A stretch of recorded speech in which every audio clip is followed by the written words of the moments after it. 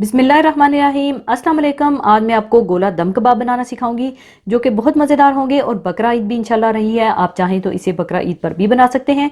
तो इसे बनाने के लिए मैं ले रही हूँ आधा किलो कीमा, एक प्याज बारीक कटी हुई, हरी मिर्चें बारीक कटी हुई 4 अदद, हरा धनिया बारीक कटा हुआ हाफ कप, पुदीने के थोड़े से पत्ते 10 से 12 अदद, डबल रोटी के स्लाइसिस 3 अदद और सीख कबाब का मसाला जो कि पैकेट्स में मिलता है, किसी भी ब्रांड का ले लीजिएगा 3 टेबलस्पून, और नमक बिल्कुल थोड़ा सा, और भुना हुआ बेसन 1 टेबलस्पून, अदरक लहसुन पिसा हुआ 1 टेबलस्पून, अनारदाना पिसा हुआ 1 टीस्पून, भुना कुटा जीरा 1 टीस्पून, भुना कुटा धनिया 1 टीस्पून, चाट मसाला 1 टीस्पून, कुटी लाल मिर्चें 1 टीस्पून। और इसके अलावा गोला कबाब का मसाला बनाने के लिए टमाटर ब्लांच करके छिलका उतार लीजिएगा और बारीक काट लीजिएगा, और 4 अदद टमाटर ले लीजिएगा, और बारीक चाप किए हुए प्याज 2 अदद, दही हाफ कप, तेल हाफ कप, अदरक लहसुन पिसा हुआ 1 टेबलस्पून, सुर्ख मिर्च पाउडर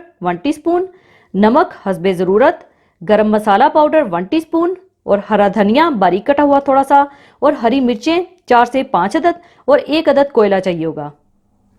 तो सबसे पहले आप चापर में डाल लें डबल रोटी के स्लाइसिस, प्याज, हरी मिर्चें, हरा धनिया और पुदीना डालकर पीस लें।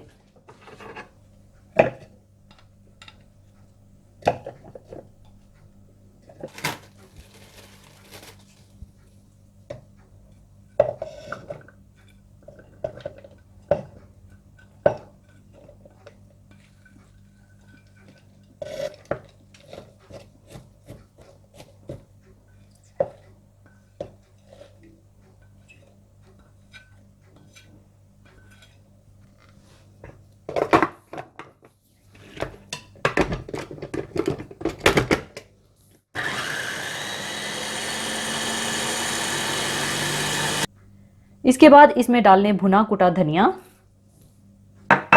भुना कुटा जीरा, चाट मसाला, पिसा हुआ अनारदाना, कुटी लाल मिर्चें,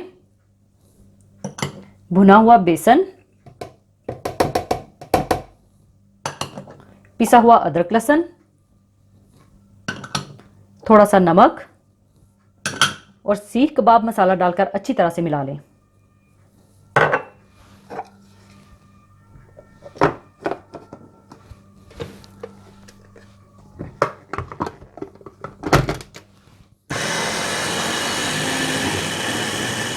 अच्छी तरह मिलाने के बाद इसमें कीमा डालकर अच्छी तरह से पीस लें।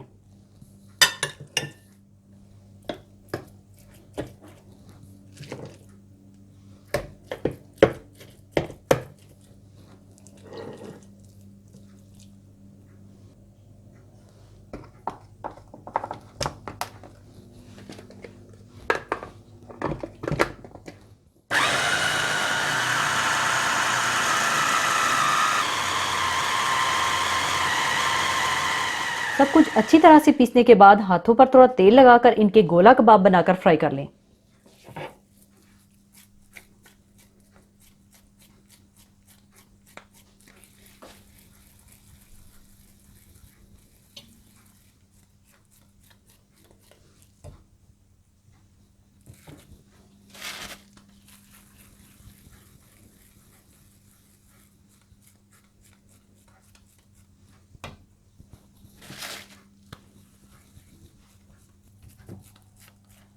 गोला कबाब की शेप देने के बाद आप इन्हें फ्राई कर लें।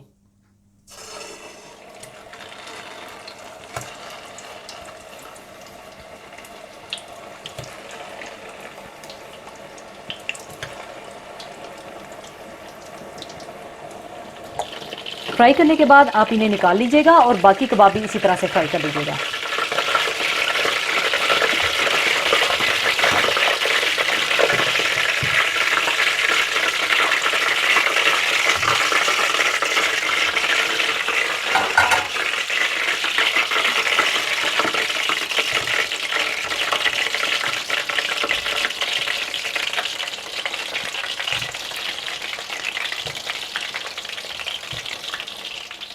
सारे कबाब फ्राई करने के बाद दूसरी तरफ इसका मसाला बनाने के लिए तेल गरम करें और इसमें प्याज डालकर हल्का सा ब्राउन कर लें।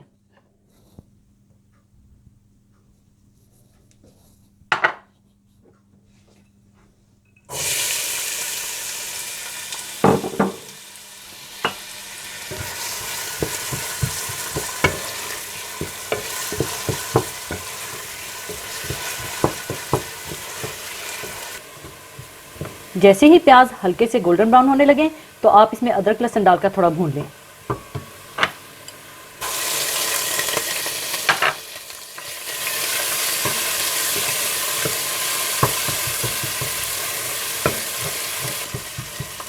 थोड़ा सा भूनने के बाद आप इसमें डाल दें टमाटर, सोफ्ट मिर्च पाउडर और नमक डालकर अच्छी तरह से भून लें।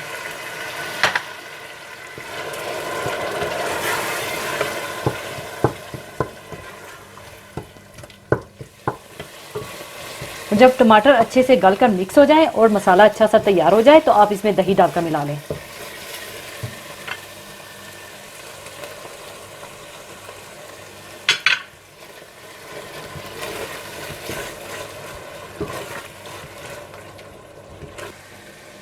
और साथ ही आप इसमें गोला कबाब डालकर मिला लें।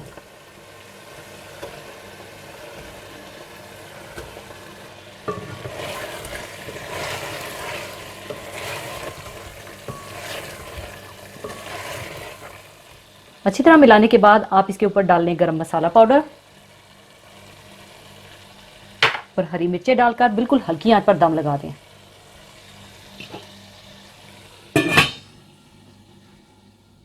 हल्की आंच पर दम लगाने के बाद आप इसमें कोयला रख दें और कोयले पर तेल डालकर फिर दोबारा से दम लगा दें।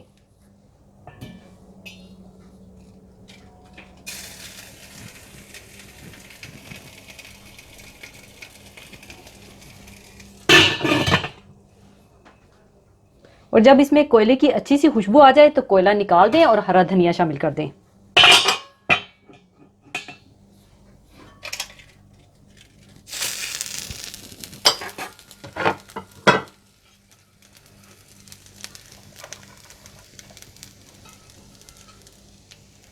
लीजिए, गोला दम कबाब तैयार हैं और अब इन्हें मैं सर्विंग डिश में निकाल लूंगी।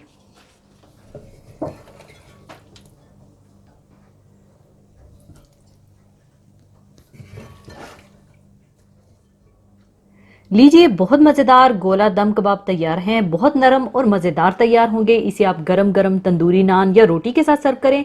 ज़रूर बनाइएगा और मुझे दुआओं में याद रखिएगा। और जाने से पहले एक हदीस पाक शेयर करना चाहूँगी।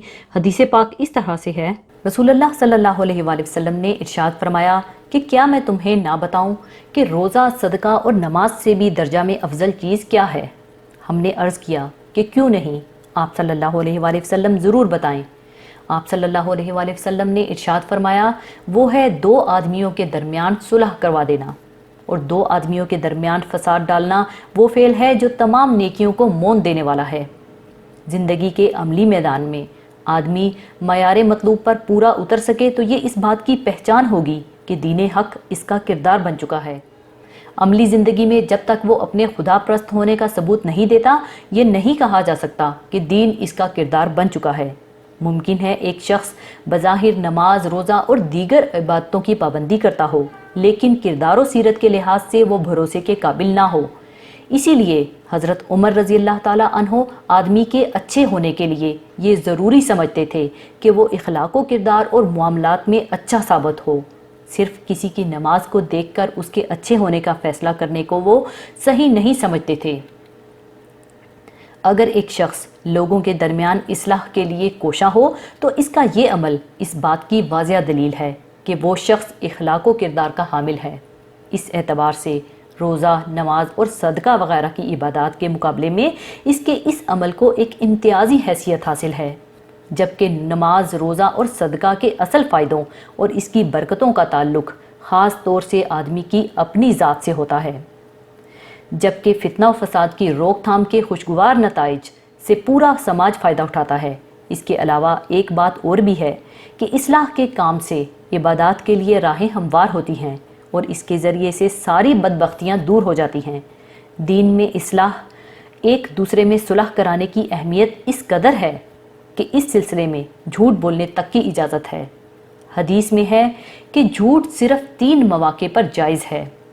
मर्द का अपनी बीवी को राज़ी करने की गर्ज से झूठ बोलना, जंग में झूठ बोलना और लोगों के दरमियान सुलह कराने की गर्ज से झूठ बोलना। अगर 2 मुसलमानों के दरमियान कोई तनाज़ा हो तो इनके दरमियान सुलह करा देना नहायत अजर व सवाब का काम है। अल्लाह ताला का इरशाद है याद रखो, सारे मुसलमान आपस में भाई भाई हैं। बस अपने दो भाइयों में सुलह करा दिया करो और अल्लाह से डरते रहो ताकि तुम पर रहम किया जाए। यानी जब मुसलमान सब आपस में भाई भाई हैं तो इन सब की असल ईमान हुई। इसलिए इस असल की अहमियत का तकाजा है कि एक ही दीन पर ईमान रखने वाले आपस में ना लड़ें, बल्कि एक दूसरे के दस्तों बाजू, हमदर्द, गमगुसार और खैर ख्वाह बनकर रहें। और कभी गलत फहमी से इनके दरमियान बोझ और नफ़रत पैदा हो जाए तो इसे दूर करके इन्हें आपस में दोबारा जोड़ दिया जाए। इस गर्ज के लिए दोनों को एक दूसरे की ऐसी बातें पहचाननी चाहिए जिनसे इनके दरमियान आपस में मोहब्बत पैदा हो और गलत फहमियाँ दूर हों। हज़रत सल्लल्लाहु अलैहि वसल्लम का इरशाद है कि वो शख्स झूठा नहीं जो लोगों के दरमियान मसालत कराए और कोई भलाई की बात दूसरे तक पहुँचाए या कोई भलाई का कलमा कहे। इसके बरअक्स लोगों के दरमियान बुग़्ज़ व अदावत पैदा करना एक शैतानी अमल है। और एक हदीस से मालूम होता है कि शैतान को किसी अमल से इतनी खुशी नहीं होती जितनी दिलों में फूट डालने से होती है। चुनाचा हदीस में है कि वो अपना सबसे बड़ा कारनामा इसको समझता है कि मियाँ बीवी में तफरका डाल दे।